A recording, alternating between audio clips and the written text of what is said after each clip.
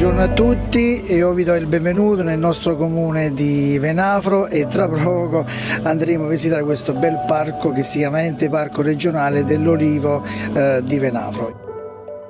Questo Parco degli Oliveti è stato iscritto un elenco di paesaggi rurali storici, però molti secoli prima questa zona, tutta questa piana, ma era anche tutta la parte delle colline, era già ad olivi e a pascolo, già dall'antica Roma.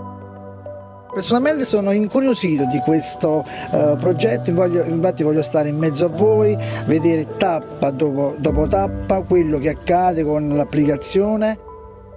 E ringrazio voi per l'ospitalità, ringrazio il presidente del parco, ringrazio l'Ismea. Sono venuti con entusiasmo, devo dire la verità. Per noi è una novità, è innovativa questa cosa. Spero di trascorrere insieme a voi una giornata diversa da quelle che avremo trascorso stando a scuola. Quindi metteremo in pratica alcune delle nostre attitudini, abilità e capacità anche di seguire una mappa, seguire le applicazioni e di rispondere alle domande, perché queste verranno poi utilizzate nei vari percorsi.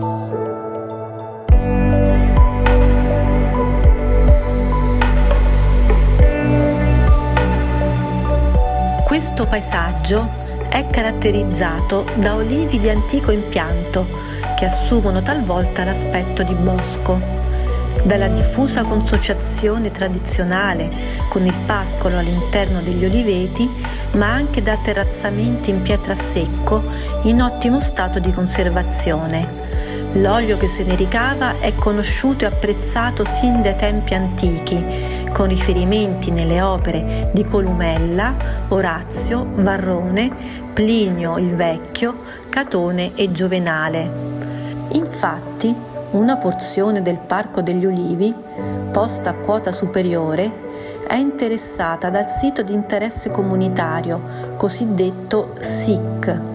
Il valore di questo paesaggio rurale viene accresciuto dal suggestivo contesto ambientale, caratterizzato dalle pareti verticali e dalle creste dei monti San Mucro, Corno e Santa Croce.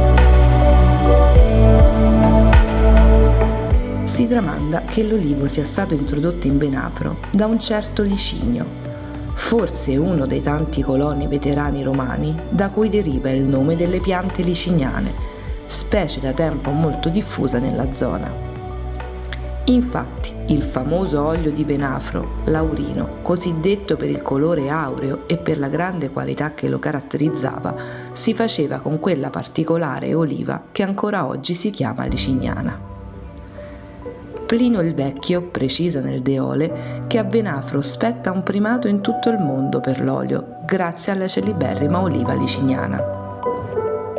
Da noi gli impianti olivicoli più antichi sono estensivi, su terreni scoscesi che si avvalgono delle concimazioni provenienti dal pascolo ovino nel rispetto della natura. E tutto il microclima, le esposizioni, gli animali che frequentano il parco, le specie vegetali che ci sono, contribuiscono tutte a un terroir unico.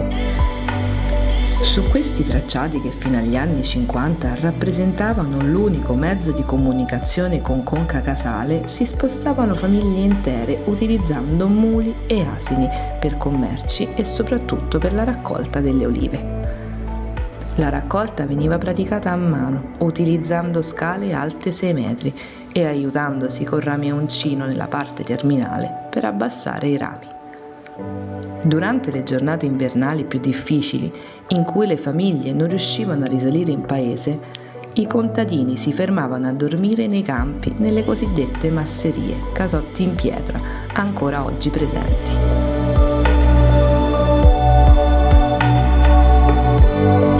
Perché il parco c'è una storia, quindi la storia va difesa, va raccontata, ma va anche valorizzata. E da dove dobbiamo partire? Dai ragazzi. Soltanto se riusciamo a rompere un po' di quella scorza che è in noi e ci apriamo a queste bellezze, forse riusciamo a capire l'importanza della conservazione di questi paesaggi.